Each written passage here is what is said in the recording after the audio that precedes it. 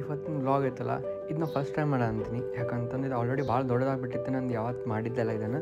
So ಅದನ್ನು short ಆಗಿ ಹಾಕೋದು ಬೇಡ, ಸೊ ನಾರ್ಮಲ್ ವೀಡಿಯೋನ ಹಾಕ್ಬೇಕಂತ ಅನ್ಕೊಂಡು ನಂಗೆ ಕೇಳೋದಿತ್ತು ಲೈಫ್ನಾಗ ಸಡನ್ಲಿ ಪ್ರಾಬ್ಲಮ್ಸ್ ಬರ್ತಲ್ಲ ನೀವೆಲ್ಲರೂ ಹೆಂಗೆ ಫೇಸ್ ಮಾಡ್ತೀರಂತ. ಯಾಕಂದ್ರೆ ನನ್ನ ಲೈಫ್ನಾಗ ಗುರ್ತಿಲ್ಲ ನಂಗೆ ಈಗಿನ ಸಿಚುವೇಶನ್ ಏನಿದೆ ನಂಗೆ ಏನೂ ಗೊತ್ತಾಗಲ್ದು ಏನು ಮಾಡ್ಬೇಕಂತಂದ್ರೆ ಸುಮ್ಮನೆ ಡಿಸ್ಟರ್ಬ್ ಅದೀನಿ. ಮತ್ತು ಲೈಕ್ ನಾ ಅಭ್ಯಾಸದಾಗ ಫೋಕಸ್ ಮಾಡೋಕ್ಕಾಗಲ್ದು, ವೀಡಿಯೋಸ್ ಒಳಗೂ ಮಾಡೋಕ್ಕಾಗಲ್ದು. ಎದಕ್ಕಂತಂದ್ರೆ ಇಷ್ಟೆಲ್ಲ ಪ್ರಾಬ್ಲಮ್ಸ್ ಆಗ ಅಂತ ನನ್ನ ಲೈಫ್ನಾಗ.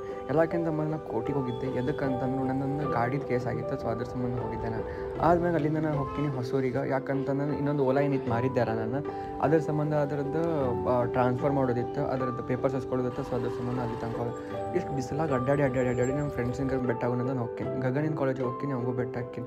ಮತ್ತು ಅಲ್ಲಿಂದ ನಾನು ನಮ್ಮ ಕಾಲೇಜಿಗೆ ಹೋಗ್ತೀನಿ. ಅಲ್ಲಿ ಕಾಲೇಜಿಗೆ ಹೋದ್ಮೇಲೆ ಸ್ವಲ್ಪ ತಣ್ಣಗೆ ನೀರಿತ್ತು, ಪಾಟ್ನಾಗ ಇಟ್ಟಿರ್ತಾರೆ ಲೈಬ್ರರಿ ಒಳಗೆ, ಸೊ ಅದನ್ನು ಕುಡಿತೀನಿ. ಆಮೇಲೆ ಗಗನಿನ ಮಮ್ಮಿ ಕರ್ಕೊಂಡು ಹೋಗಂತಂದ್ರೆ ಆಮೇಲೆ ಮನೆ ಕಡೆ ಏನು ನಾಯಿ ಅದಾವಲ್ಲ, ಇವು ನಾಯಿನ ನಂಗೆ ಅರ್ಧ ಮೂರು ಚಲೋ ಮಾಡ್ತಾವೆ.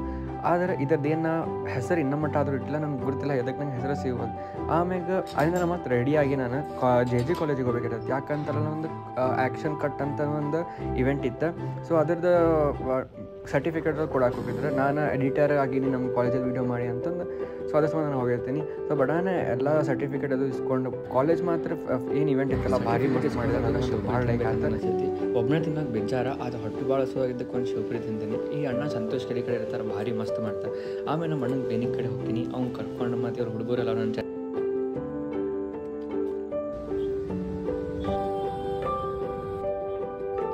ಅದನ್ನು ಮಾಡ್ಕೊತ ನಾನು ನಮ್ಮ ಅಣ್ಣ ಹೋಗ್ತೀವಿ ರಿಲಯನ್ಸಿಗೆ.